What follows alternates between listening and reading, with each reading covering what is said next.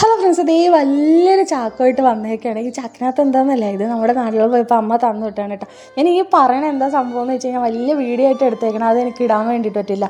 പിന്നെ ഞാൻ അത് ഷോർട്ടാക്കിയതാണ്. ഈ ഒരു ഐറ്റം എന്താണെന്ന് വെച്ച് കഴിഞ്ഞാൽ നമ്മുടെ ചെറുതേനില്ലേ, അതാണ്. അപ്പോൾ എനിക്ക് ചെറുതേന് വേണമെന്ന് പറഞ്ഞിട്ട് പുള്ളിക്കാരത്തി ചെറുതേന് എടുക്കണ സ്ഥലത്ത് ചെന്ന് മേടിച്ചുകൊണ്ട് വന്നേണേ.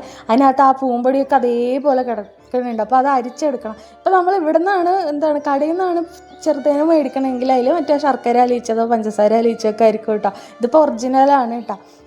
പിന്നെ ഇത് വന്നിട്ട് നമ്മുടെ താറാമുട്ടയാണ്, വീട്ടിൽ തന്നെ ഉണ്ടായതാണ്. ഞാൻ അന്നൊരു വീഡിയോയിൽ താറാവിനെ കാണിച്ചില്ല, ആ താറാവിൻ്റെ മുട്ടയാണ്. പിന്നെ ഇത് നമ്മുടെ മധുരക്കിഴങ്ങ്, എനിക്ക് ഇഷ്ടമുള്ള കാരണം പുള്ളിക്കാരത്തെ മേടിച്ച് തന്നു വിട്ടതാണ് കേട്ടോ. ഒരുപാട് മേടിച്ചിരുന്നു, പക്ഷേ എനിക്ക് എടുത്തുകൊണ്ട് വരാൻ പാടാണെന്ന് പറഞ്ഞിട്ട് അത്രയും മതി എന്ന് പറഞ്ഞാൽ അത്ര എടുത്തുള്ളൂ. പിന്നെ ഈ വെളുത്തുള്ളിയുടെ കഥ എന്താണെന്ന് വെച്ച് കഴിഞ്ഞാൽ, ഇവിടെ കിട്ടുന്ന വെളുത്തുള്ളി എന്ന് പറയുന്നത് തീരെ ചെറുതാണ്. എനിക്ക് വലിയ വെളുത്തുള്ളി വേണം, അതാ പൊളിക്കാൻ എളുപ്പമെന്ന് പറഞ്ഞിട്ട് അങ്ങനെ വലിയ വെളുത്തുള്ളി മേടിച്ചു തന്നാണ്. പിന്നെ നമ്മുടെ റവപ്പൊടി ഉണ്ട്. ഇത് വന്നിട്ട് ഗുരുവായൂർ പപ്പടമാണ്. ഞാൻ പറഞ്ഞിട്ടില്ല, ഗുരുവായൂർ പപ്പടം ഉണ്ടാക്കുന്നിടത്തു നിന്നാണ് പോയി മേടിക്കണതെന്ന്. അപ്പോൾ അമ്മ അവിടെ നിന്ന് അത് മേടിച്ച് തന്ന് വിട്ടേക്കണതാണ് കേട്ടോ. പിന്നെയുള്ള നമ്മുടെ വെളിച്ചെണ്ണയുണ്ട്.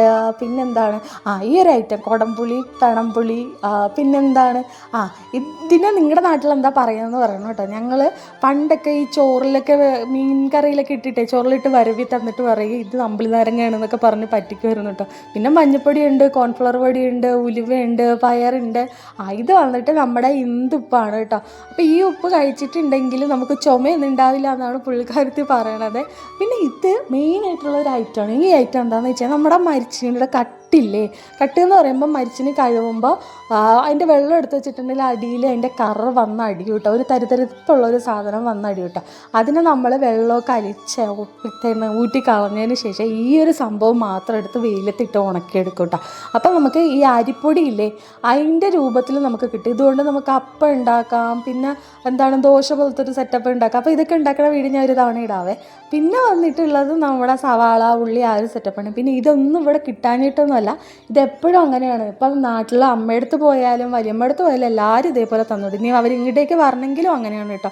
അവർ ജീവിച്ചിരിക്കുമ്പോൾ നമുക്കൊരൊന്നിനും ഒരു ബുദ്ധിമുട്ട് ഉണ്ടാവരുത് എന്നോർത്ത് ചെയ്ത് തരണതാണ് കേട്ടോ ഇതൊക്കെ. പിന്നെ തേങ്ങ ഉണ്ടായിരുന്നു.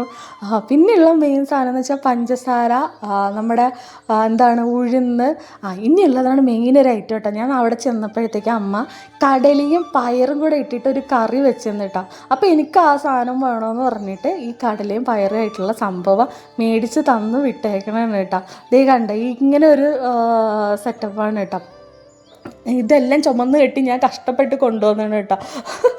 ചുമ്മാ പറഞ്ഞ മീൻസ് ട്രെയിനിൽ ആളെ വിട്ട് എടുത്ത് വയ്പ്പിച്ച് എന്നു അങ്ങനെയൊക്കെ കേട്ടോ കൊണ്ടുവന്നത്. അപ്പോൾ ഇന്നത്തെ വിശേഷം അത്രയുള്ളൂ. Tata bye.